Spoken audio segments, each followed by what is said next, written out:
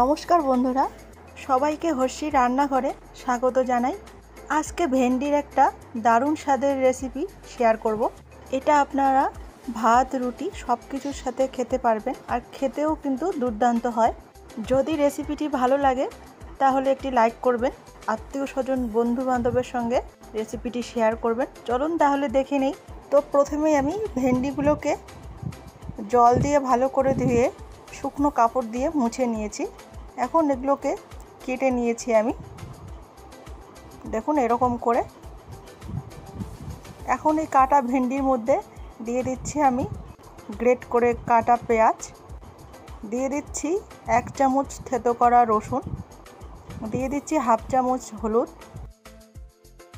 স্বাদ মতো নুন দিয়ে দিলাম, আর দিয়ে দিচ্ছি হাফ চামচ জিরা গুঁড়া,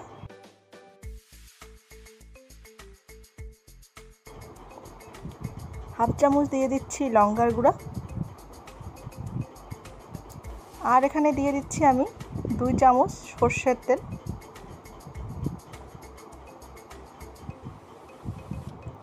এখন সমস্ত কিছু আমি হাত দিয়ে ভালো করে মেখে নেব। এই রেসিপিটি আপনারা বাড়িতে অবশ্যই ট্রাই করবেন।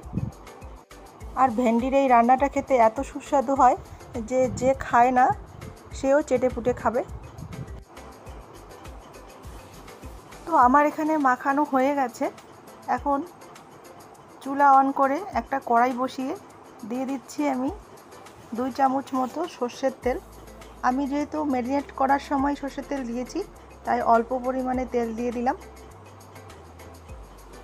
তেলটা গরম হয়ে গেছে। এখন এর মধ্যে দিয়ে দিচ্ছি হাফ চামচ মতো গোটা জিরা,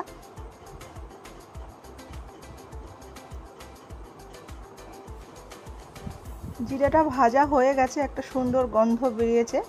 এর মধ্যে আমি ম্যারিনেট করা ভেন্ডি দিয়ে দিলাম।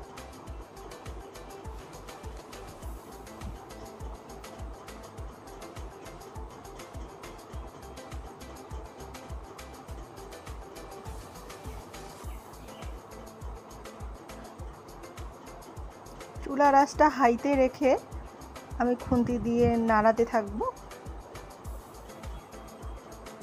দেখুন বারবার কিন্তু নাড়াবেন, না হলে নিচে লেগে যাবে।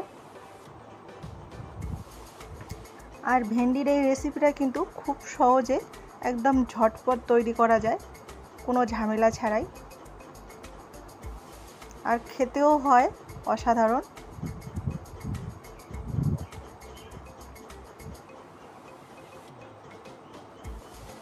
দেখুন আমি বারবার খুন্তি দিয়ে নাড়িয়ে দিচ্ছি। এইভাবে করে আমি প্রায় 2 মিনিট হাই ফ্লেমে ভেজে নিয়েছি।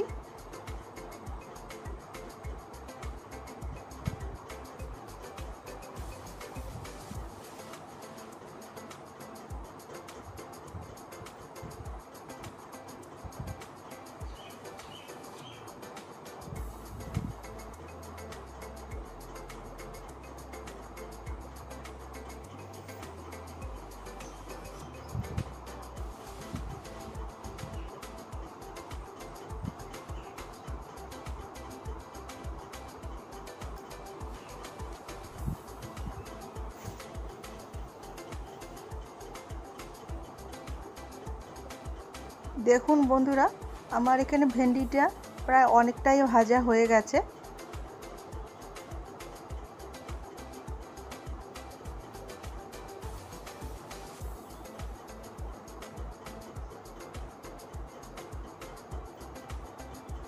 এখন এটাকে আমি ঢাকনা দিয়ে ঢেকে অল্প আঁচে 5 মিনিট মতো জাল করে নেব। দেখুন প্রায় 5 মিনিট পর আমাদের ভেন্ডিটা কিন্তু সেদ্ধ হয়ে গেছে।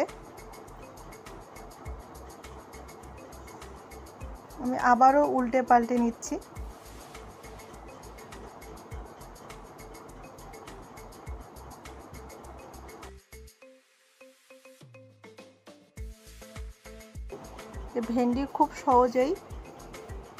ভেন্ডি খুব তাড়াতাড়ি সেদ্ধ হয়ে যায়, তাই কিন্তু এখানে জল ছাড়াই অল্প সময়ে সেদ্ধ হয়ে গেছে। আমার এখানে ভেন্ডি রান্না কমপ্লিট।